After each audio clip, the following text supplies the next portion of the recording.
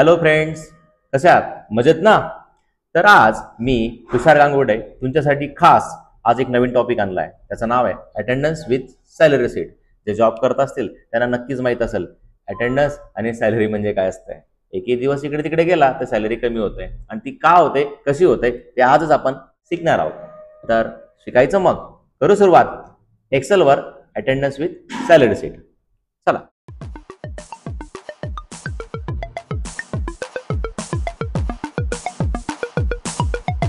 तर चला, आता आपण आपल्या एक्सेलच्या सीटवर आलोय. ऑलरेडी नेहमीप्रमाणे मी ती सीट रेडी करून ठेवलीच असते, attendance with salary seat.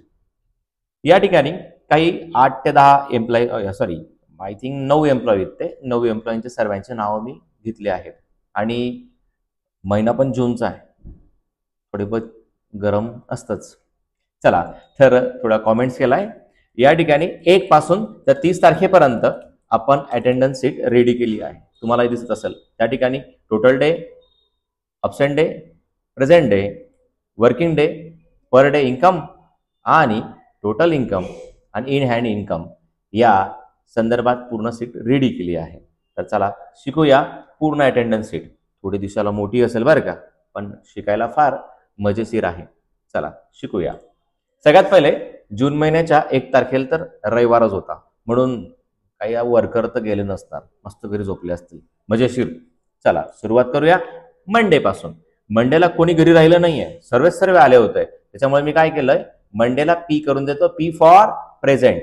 Good, P for present. आणि या ठिकाणी वेळ न वाया घालता मी सर्वे पी करतोय, बाद में हम देखेंगे उसको हम अब्सेंट लगाएंगे. चला, तर मग मी ह्या ठिकाणी सर्वे प्रेझेंट केले या सीटमध्ये. जसं केलंय 2 ते 7 पर्यंत, तसं 9 ते 14 पर्यंत मी सर्वांना पी करतोय, म्हणजे वेळ वाचायला पाहिजे यासाठी. कारण की व्हिडिओ जर लांब झाला ना तर सर्वांना बोर होतं, बोर व्हायला नको ना. चला, तुमची काळजी मी नाही करणार तर कोण करेल बरं. आता या ठिकाणी शेवटच्या दिवशी सुद्धा आपण प्रेझेंट करून घ्यायला पाहिजे. मग आपण 30 आणि 31लाही काय केलंय, प्रेझेंट केलंय. चला, तर या ठिकाणी आता टोटल डे कसे काढतायत ते बघूया. टोटल डे म्हणजे काय बरं, तुम्हाला सगळ्यांना माहित असेल. टोटल डे म्हणजे काय, 1 तारखेपासून ते 31 तारखेपर्यंत जेवढे डे कॅल्क्युलेट होतात त्याला आपण टोटल डे असं म्हणत असतो. तर या ठिकाणी 31, टोटल डेच्या ठिकाणी 31 लिहिला आहे. 31 का, तर या मंथ मध्ये लास्ट डेट जी आली असते ना, म्हणजे 30 असेल किंवा 31 असेल तर 31 असेल तर 31 सिलेक्ट करा, किंवा 30 असेल तर 30 घ्या. ओके. मग आता आपण पुढे, हे झालं आपलं टोटल डेचं. अब्सेंट डे म्हणजे काय, अब्सेंट डे म्हणजे काय, तर त्या दिवशी तो एम्प्लॉई आला नसेल त्याला अब्सेंट डे करावं लागतं. आणि प्रेझेंट म्हणजे काय, तर तो किती दिवस प्रेझेंट होता त्यासाठी आपण ते प्रेझेंट डेचं सूत्र वापरत असतो. तर ह्या ठिकाणी फॉर्म्युला काय, तर सर्वात पहिले मला तर असं वाटतं की आपण पहिले अब्सेंट डे काढूया. मग अब्सेंट डे कसं काढतात बरं, तरी 1 मिनिट. एफएक्स वरती या, एफएक्स वरती आला, एफएक्स वर क्लिक केल्यानंतर या ठिकाणी आपल्याला फॉर्म्युला वापरायचा आहे सी फॉर काउंट इफ. आपण या ठिकाणी सिलेक्ट करूया. काय सिलेक्ट करायचं आहे, काउंट इफ.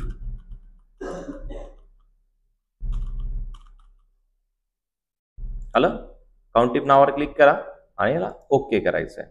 ओके केल्यानंतर तुमची जी रेंज असेल ही पूर्ण रेंज, म्हणजे 1 तारखेपासून तर 31 तारखेपर्यंत हे सर्व सिलेक्ट करायचं आहे. आणि हे सिलेक्ट केल्यानंतर याला खाली तुम्हाला स्मॉलर दॅन पी हे तुम्हाला मेन्शन करायचं आहे. ओके, इंटर केलं. या ठिकाणी 0 येणारच आहे. का 0 येणार, कारण की तो जो एम्प्लॉई आहे एवढ्या पूर्ण प्रेझेंटीमध्ये कुठे अब्सेंट नव्हता. मी एक वेळा पुन्हा करून दाखवतो. एपेक्स वरती क्लिक करायचं आहे. एपेक्स वरती पुन्हा क्लिक केलं, या ठिकाणी हे सी फॉर काउंटिफ हे नाव सिलेक्ट करायचं आहे. काउंटिफ हे नाव तुम्हाला या ठिकाणी दिसणारच आहे. त्याला सिलेक्ट करा आणि पूर्ण रेंज 1 तारखेपासून, नीट ऐका, 1 तारखेपासून ते 31 तारखेपर्यंत पूर्ण सिलेक्ट करायचं आहे. मग या ठिकाणी स्मॉलर दॅन पी असं केल्यानंतर हे काय येणार आहे आपल्याला, या ठिकाणी अशी पूर्ण सीट इथे 0 दाखवणार आहे. म्हणजे हा एम्प्लॉई एकही दिवस अब्सेंट नव्हता का, यस, एकही दिवस तो अब्सेंट नव्हता. आता बघा, तुम्ही 3 नंबरच्या कॉलम मध्ये बघू शकतात किंवा 2 नंबर मध्ये बघू शकतात. मी त्या ठिकाणी ऑप्शन लावतोय. आता 1 नंबरला मी ऑप्शन लावलाय बघा, दिसतंय बघा ऑप्शन होतोय. तर तो 3 दिवस ऑप्शन झालाय. म्हणजे इथे आपण काही चेंज केला, AP लावला किंवा P लावला तर प्रेझेंट होतोय, A केला तर ऑप्शन होतोय. एवढं कळालं. आता आपण प्रेझेंट डे कडे जाऊया, कारण की ऑप्शन डे काढणं हे सोपं होतं आणि प्रेझेंट डे त्याच्यावरूनही त्याच्यापेक्षा जास्त सोपं आहे. तर आपण पहिले प्रेझेंट डे काढू. Is equal to total day minus absent day आणि मायनस हाऊ मच संडे, म्हणजे संडे किती आले ते काउंट करूया, कारण की रेड आहे ना त्या ठिकाणी. मग त्या ठिकाणी आपण संडे हे काउंट केलंय. आता संडे माझ्या समोर 5 दिसत आहेत, तर मी 5 संडे काउंट केले. मग इंटर केलं. इंटर केल्यानंतर तो ऍक्च्युअल प्रेझेंट डे किती होता, तो 23 डेज, म्हणजे तो 23 दिवस हजर होता आणि बाकी एम्प्लॉई 26 दिवस मला हजर दिसत आहेत, कारण की महिनाच तो 31चा आहे. 31 मधून 5 गेले तर 26 दिवस उरतात. आणि पहिला एम्प्लॉई अब्सेंट 3 दिवस होता आणि ते रविवारचे 5 दिवस, असे एकूण जर आपण मोजले तर 21 मधून 8 दिवस गेले तर 23 दिवस हे दिसत आहेत. आता आपण वर्किंग डे कडे जाऊया. कुठे? Working day. वर्किंग डे हे कंपनीकडनं कसे असतात ते बघू आपण. Is equal to total day minus, या ठिकाणी फक्त ऑब्सेंट क्लिक करायचं आहे. काय करायचं आहे? ऑब्सेंट, म्हणजे is equal to total day minus absent day आला समोर. तो 28 दिवस काय आहे, त्याला वर्किंग डे मिळणार आहे आणि त्याची जी काही सॅलरी असेल तर 3 दिवसाची कट होईल. आता पुन्हा एकदा सांगतोय, is equal to total day minus काय? Absent day. फक्त ऑब्सेंट डेवर क्लिक करायचं आहे. या प्रकारे विद्यार्थी मित्रांनो याला डबल क्लिक करा आणि ते वर्किंग डेज हे पूर्ण निघत असतात. आता आपण पर डे. आता काही एम्प्लॉयींची सॅलरी जी पर डे प्रमाणे वेगवेगळी असतात, बरोबर. कोणाला 500 असेल, कोणाला 1000 असेल, कोणाला 2000 असेल, कोणाला 1500 असेल.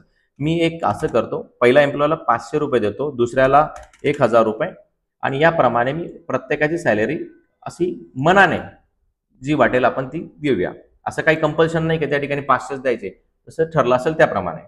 आता आपण या सॅलरीवरनं त्याची मंथली इन्कम किती तयार होते ती बघूया आपण. इज इक्वल टू करायचंय टोटल इन्कमच्या कॉलमवर त्या एम्प्लॉयच्या नावासमोर. इज इक्वल टू त्याची जी इन्कम आहे, म्हणजेच काय, पहिले आपण टोटल डे वर क्लिक करू. Multiply per day income, multiply per day income केलंय मी. पुन्हा एकदा is equal to total day multiply per day income. Enter. बघा दिसतंय तुम्हाला 31 डेज त्या ठिकाणी आलेले आहेत. 31 डेचं जे इन्कम होतं ते पुन्हा तुमच्या समोर दिसतंय तुम्हाला. हे झालं एकदम परफेक्ट. आता तो जॉबला किती दिवस हजर होता आणि किती दिवस न होता याच्या हिशोबाने त्याच्या हातात किती सॅलरी पडणार आहे ते आपण बघूया. मग is equal to working day. कोणाला सिलेक्ट करायचं आहे? वर्किंग डेला. वर्किंग डेला क्लिक केलंय. Is equal to working day multiply per day केलंय. 14,000 रुपये त्याची ह्या महिन्याची सॅलरी आहे. इज इक्वल टू काय केलं मी? पुन्हा बोला. Working day multiply per day. Okay, enter. या प्रकारे आपण ह्या सर्व एम्प्लॉयींची आपण सॅलरीज काढलेली आहे.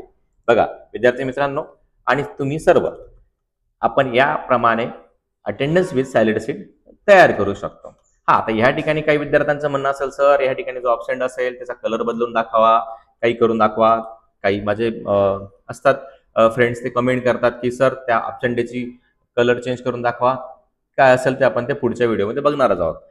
अशाच तुम्हाला काही नवनवीन गोष्टी शिकायच्या असतील तर माहिती आहे ना, आपल्या चॅनेलला लाईक करा, सबस्क्राईब करा.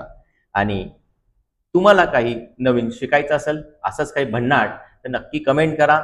त्या कमेंटला आम्ही एक व्हिडिओ बनवून नक्की तुमच्या समोर सादर करू. धन्यवाद.